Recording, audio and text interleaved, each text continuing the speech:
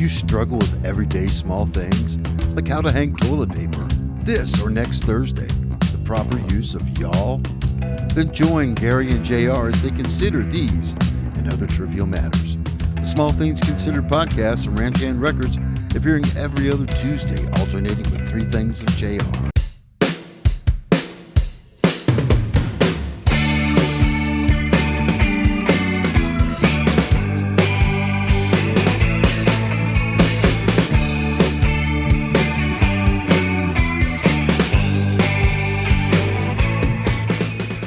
Hello, Thingers. It's JR, and I'm back with the last episode of 2023 of Three Things with JR.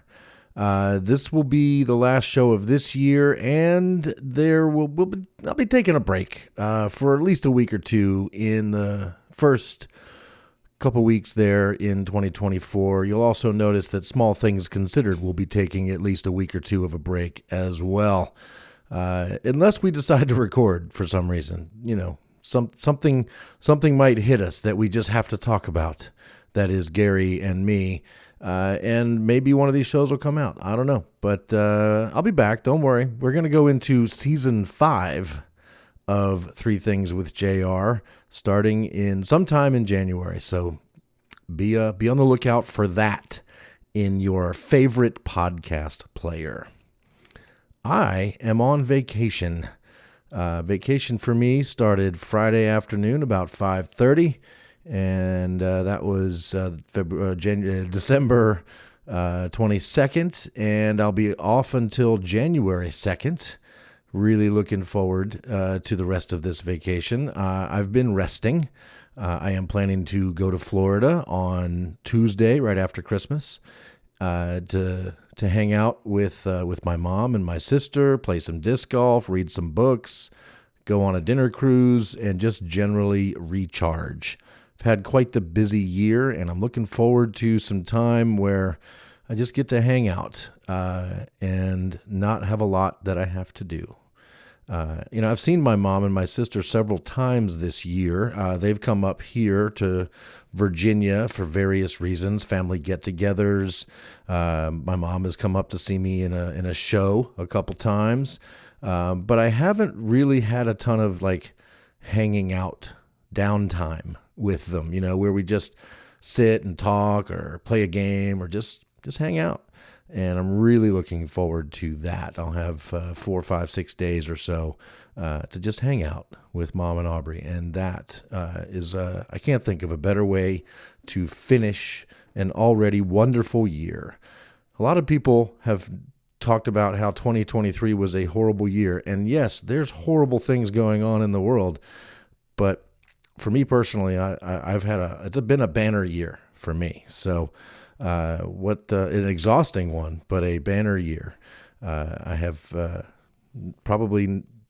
it's probably a highlight year of my entire life, doing all the things I've been able to do. Work is going wonderfully, crushing it there, being in 4 musical theater productions, and just enjoying life in general. So yeah, I'm kind of hopeful that 2024 can top this. I'm not sure how it could, but that would be cool. Okay, I've got some things. I've got things, and it's time to do the things. So it's thing time. Thing number 1. My knee hurts. It hurts a lot. And not the knee that I had an ACL surgery on 25 years ago. Not that knee. The other knee that's never been injured. I've never injured anything on my left leg. My right leg, I had the ACL thing. I broke my ankle.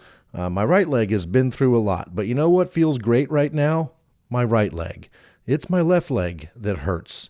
And this is, I think, just a sign of getting old. I woke up Thursday morning and my knee hurt. Just woke up and it hurt. It hurt to walk. It hurt to go up and down steps. It hurt to sit down, to go from straight knee to bent knee. And then it hurt to go from sitting down to standing up, from bent knee to standing up. And it wasn't so bad that it was drastically affecting me Thursday at work. But Thursday after work, my daughter said, "Hey, we're going to go bowling if you want to join us." So I did. I went and I bowled one game of bowling. I felt it every single time I would throw the ball.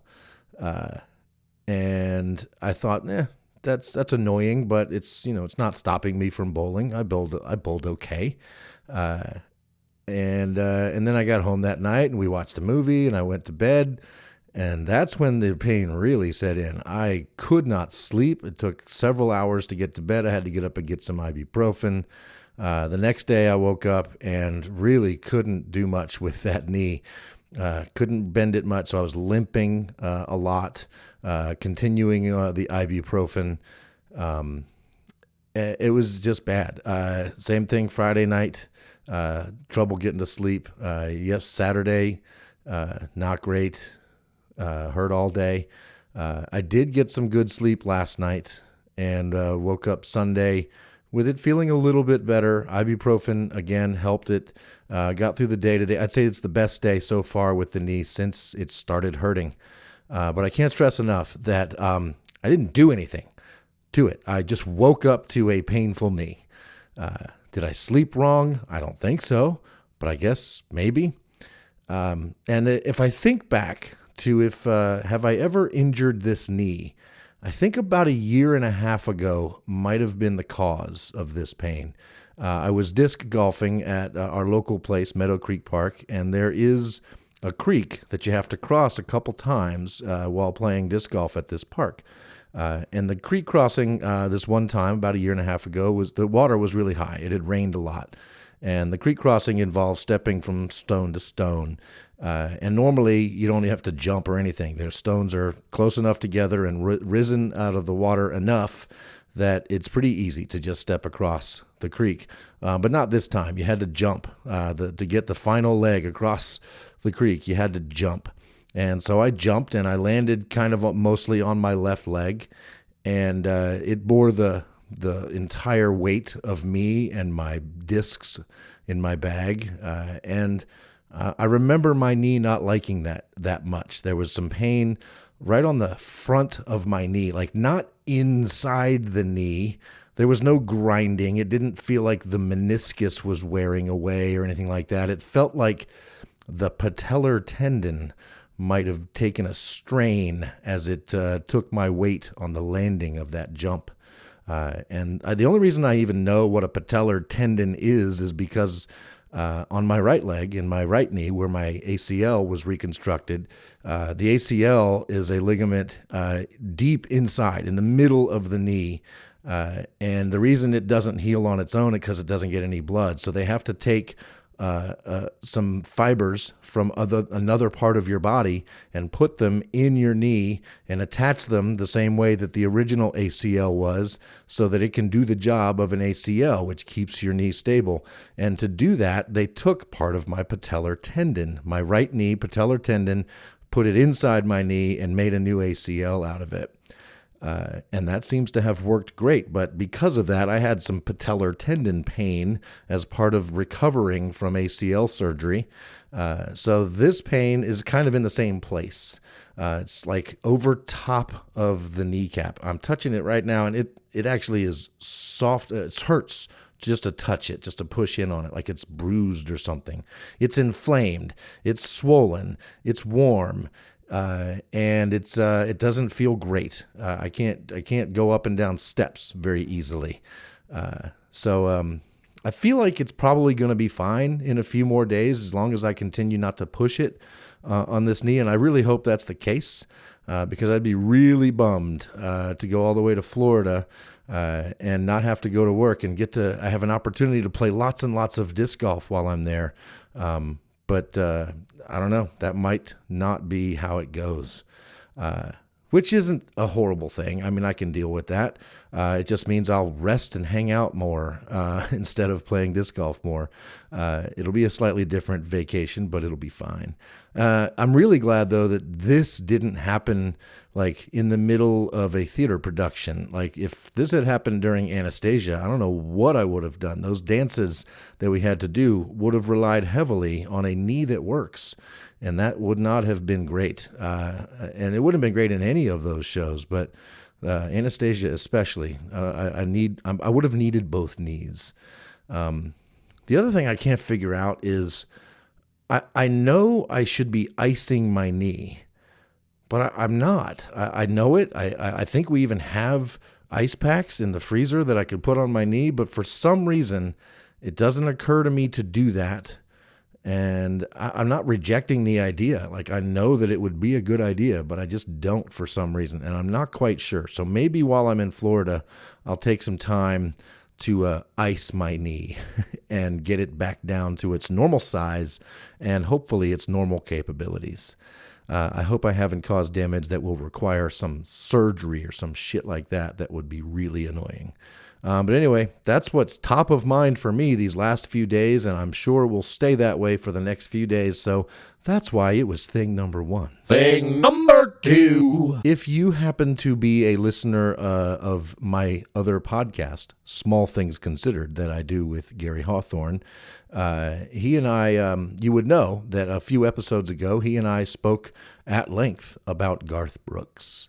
I had received an email from NPR about Garth Brooks's new CDs and how you can buy them only at Bass Pro Shops.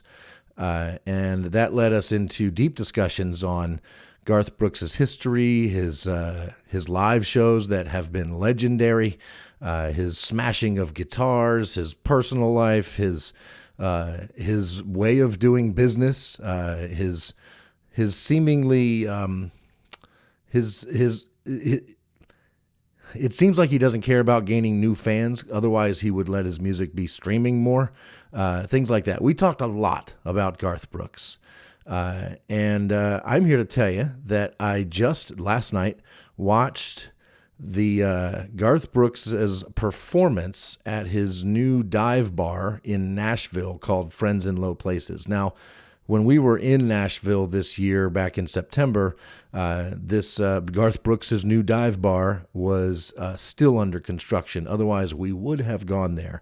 My girlfriend Kiki is a big Garth Brooks fan, but we couldn't go there. We went next door to it. We walked right by it, but you couldn't go in yet. But this was like the debut, the opening. Garth Brooks performing with his band, with his wife Trisha Yearwood, with Ronnie Dunn from Brooks and Dunn. They've just written a new song together, and I watched this entire concert, and it was awesome. I used to listen to Garth Brooks. I went through a Garth Brooks and generally a country music phase back in my late teens, early 20s. I own my own personal Garth Brooks CD, but just one. And I think it's called Rope in the Wind or something. It's the one where he's on the front with like a blue and black striped shirt. But I loved that CD. I played the hell out of it, and it was great. But I wouldn't consider it my type of music mostly these days. I rarely listen to Garth Brooks, partly because I can't, because it's hard to listen to Garth Brooks because if you're a Spotify listener, it's just there's not much there to listen to. But what struck me about this concert was the pure joy he could not hold in on stage, playing these songs for his adoring fans that were lined up around the block a day or so before this show even happened, and just how happy playing these songs were for him. And he's been playing most of these songs for a long time. Some of these songs were on that CD that I owned back in 1992. And so these songs are still bringing lots of joy to people, and the joy they have brings joy to Garth just getting to play them. And the fact that he couldn't even hold it in, you could see tears. You could see how emotional he was just being able to play these songs for his fans. And that was moving to me. And I would hope that, I get to play music for people sometimes, being in a band. And it is incredibly joyful to play songs that we created and that people know. And we don't have that kind of following, obviously, from that Garth does. We don't have that many people out there in the world that know all the words to any of our songs or anything like that. But it happens occasionally, and it really is joyful. And I wish for that kind of joy for anybody and everybody, because it's one of the greatest feelings in the world. If you want to see that concert, Garth Brooks at his dive bar, it's on Amazon Prime. If you're an Amazon Prime person, it's there. It was an Amazon Prime live music show. And there's other live music performances on there, like things by Green Day. I started watching that the other night. There's some great stuff there. So highly recommend the Amazon live music stuff, especially the Garth Brooks one. And you don't have to be a Garth Brooks fan to be mesmerized by the joy that is happening in that dive bar. So it's pretty great. If you did listen to that other show, then you'll know that I was adamant about me not going to Bass Pro Shops to get Garth Brooks's new CD, which is only available in a $30 box set with 6 other CDs that probably Garth Brooks fans already own. I have zero desire to go to Bass Pro Shops or even to go to Bass Pro Shops' website to buy these CDs, and I was very clear that I was not going to do that. The day after that show came out, I did exactly that. I went to Bass Pro Shops' website, ordered the box set, and had it shipped to my work. That box set is going to be opened in a few hours by the lovely and talented Kiki Osborne, because that is her Christmas present. I know she hasn't ordered it herself. She doesn't have these Garth Brooks CDs yet, but she's about to, and I think that's going to be a perfect Christmas gift for her. She, I hope, is asleep enough right now that she has not heard me spoil her Christmas present. I'm recording this at 2:54 a.m. Christmas morning, and she is fast asleep. So there you go. Garth Brooks live at his dive bar. Thing number three. I had a dream last night. It's one of those dreams that seems super real and also horrible. Like something really bad happened, but there's nothing fantasy. There's no fantasy element to the dream. It just seemed super real, like this had really happened. In this particular dream, I dreamed that I was driving my car, and I pulled into a driveway and had to turn around, so I backed up and I turned the car, and I didn't realize that there was a body of water there, and somehow backed my car into this body of water, and it just plunged backwards into the water, and my car quickly sank. I didn't have any trouble getting out of the car. This wasn't like a near-death experience in the dream. It was most of the dream really was just dealing with like the aftermath of that, having to walk to get help, getting a tow truck, talking to the police, thinking about dealing with insurance and all of that.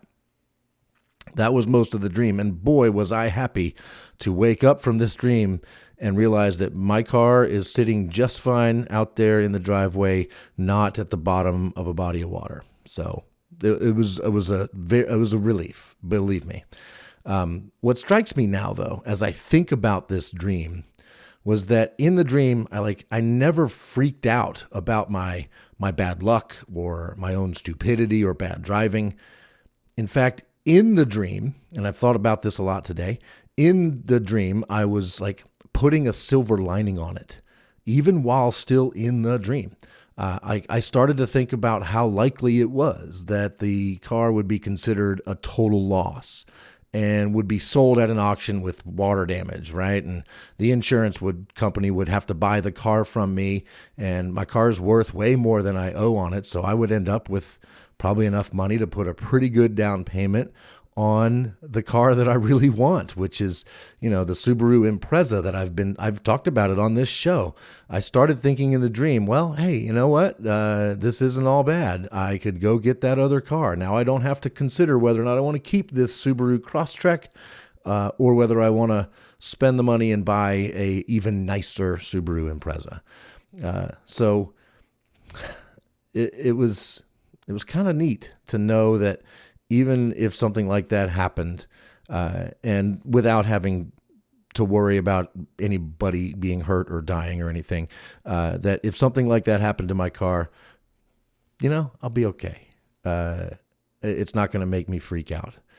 I'm going to still see the silver lining. I'm still going to be a positive person.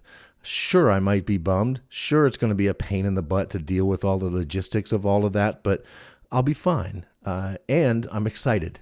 Somehow, even after all of that, I was excited about the possibilities after this minor tragedy. But that's not all. Thinking about that also made me think about my last episode of Small Things Considered with Gary. And at some point, we had no plan going into that episode. And at some point, we started talking about people dying. I know we talked about the actor Andre Braugher dying. I was a little bummed that he died. I thought he was gone too soon, and I'm bummed that there won't be more TV shows and movies with that guy in them. So I talked about that, and Gary started talking about how he doesn't get super sad when people die, even people that he loved, like his parents. He doesn't take it super badly like a lot of people do. And then today, as I'm thinking about that, I started wondering, like, how am I going to react when my parents die? Neither of my parents are near death. My dad was a few years ago with COVID, so I got close to having to deal with it, but thankfully didn't have to. Dodged that bullet. But both of my parents are happy and healthy, and death is not something we see happening anytime real soon. So I'm hopefully talking about something that's years in the future. I think about when my dad's parents died, though. I was there in Iowa at both funerals for Grandpa Tony and Grandma Susie, surrounded by very sad people. And I was still a kid in my, I think, early teens.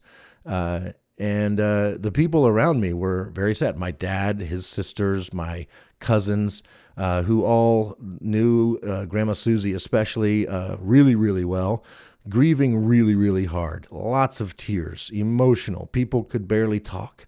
And I was wondering then why I didn't have those feelings at all. I mean, sure, I was bummed that they were gone. I was a little sad, but not to the point of tears or anything like that.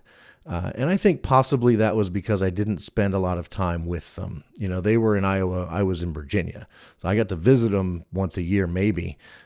So living so far away and all, and not having regular contact might have been why. At least I think that's probably why I didn't grieve super hard when they died.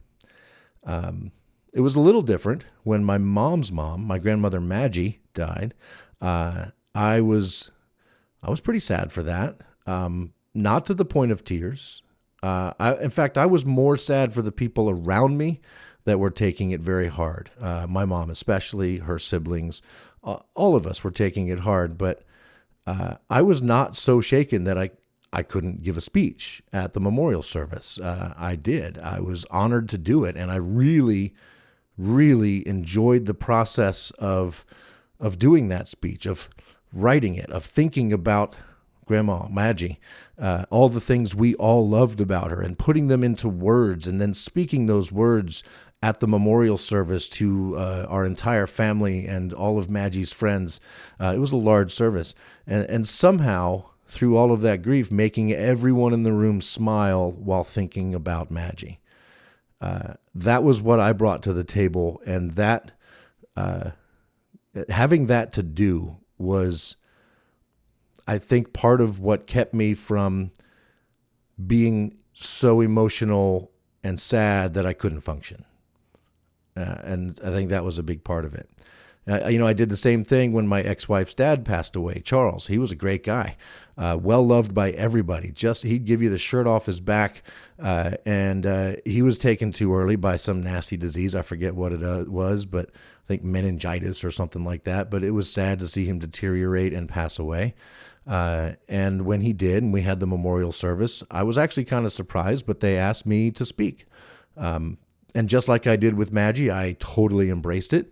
And I was able to bring some joy of remembrance of Charles to that memorial service. And afterwards, many people told me that my words helped them, that they could not have done that themselves. They could not have gotten up and kept their composure while delivering a eulogy for someone they loved so much, and they couldn't believe that anybody could do that, much less me, who I was with him a lot, especially during the last couple years of his life. So, why was I able to do that? I think about that sometimes. Did I not feel strongly enough about these people as everybody else? Do I have some like weird ability to keep it together in these times of sadness? I didn't feel like I was even trying to keep it together. Like I was just doing what I could to help those still living with the pain and the loss. Is it going to be different for me when I lose my mom or my dad? I love both of them so much. They are still people I enjoy spending time with, confiding in, laughing with. I love them so much. It will be tough when they are gone, and I am not looking forward to it at all. I can't help but think, though, that I'm going to be the same way when they die as I was with Maggie and with Charles. I'm going to want to bring the joy of remembering who my mom and dad are, who they were, to all of those that will listen in attendance at whatever memorial services we may have. And I have no reason to think, at least right now, that I won't rise to that occasion when that occasion comes, just as I did for Maggie and Charles. That's who I want to be when that time comes. At least for now, that's my plan. And it's probably good to have a plan, just in case. Well, that was thing 3. Normally, thing 3 is lighthearted and silly and stupid. And that one took a turn I was not expecting. So let's do a thing 3.5. Because that thing I thought was, that silly dream I had last night turned into something so much more. I need to give you something dumb. So I had this thought recently, a couple times actually. I want to open a restaurant called Chipolte. That way, when people who can't say Chipotle tell their GPS to take them to the nearest Chipotle, instead of taking them to a Chipotle, it will take them to my amazing restaurant, Chipolte. It'll be like a Chipotle, but it will be better. It'll be, comfortable chairs and tables. Guacamole won't cost so much extra money. We will have side dishes to go with your burritos and tacos and such. We won't always be out of peppers and onions. Our bathrooms will be able to deal with more than one person at a time. The line won't be so long. And the cups, you know how the Chipotle cups have like stuff written on them about history and the world and facts and stuff like that? Instead, our cups will have little explanations for how to say words, like Chipotle. Let there be love. Love will find a way. Yes, it will. There you go. That was something stupid and a perfect way to end the year. Thank you so much for listening to 3 Things with JR. I'll be back in 2024. You might have to wait a few weeks, but I will be back, and we'll see you then. Happy New Year.